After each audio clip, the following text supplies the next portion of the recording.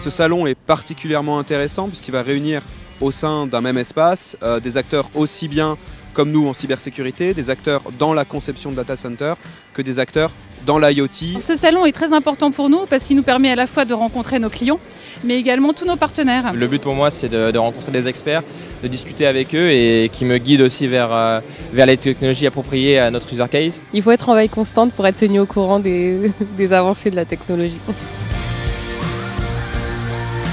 L'Internet des objets est une révolution en plusieurs points. Elle permet à la fois d'optimiser des process industriels. On parle beaucoup de tracking d'assets par exemple. C'est vraiment une opportunité pour nous, pour essayer de comprendre ce qui se passe sur la Terre, pour améliorer l'efficacité de nos usines, pour rendre nos villes plus agréables.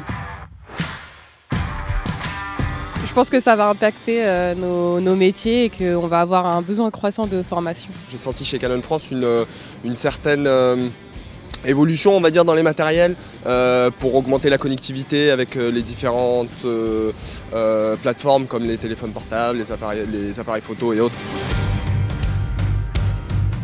Cette révolution demande de nouvelles compétences puisque c'est un marché qui est extrêmement normé.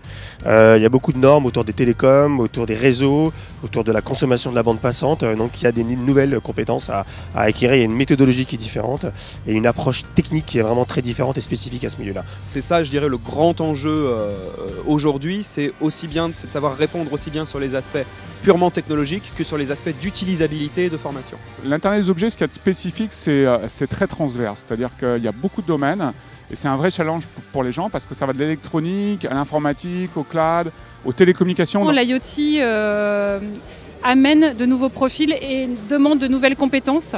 Et nombreuses sont les entreprises maintenant qui dédient en fait des départements à l'Internet des objets et aux nouvelles technologies.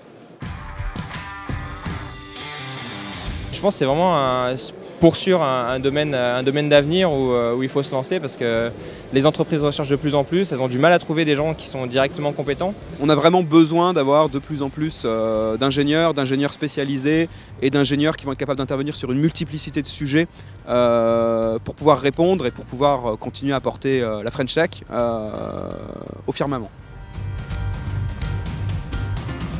Pour enrichir une carrière, il faut se mettre au goût du jour. Les IoT, les objets connectés, c'est un monde qui évolue. On est à la naissance de quelque chose de nouveau.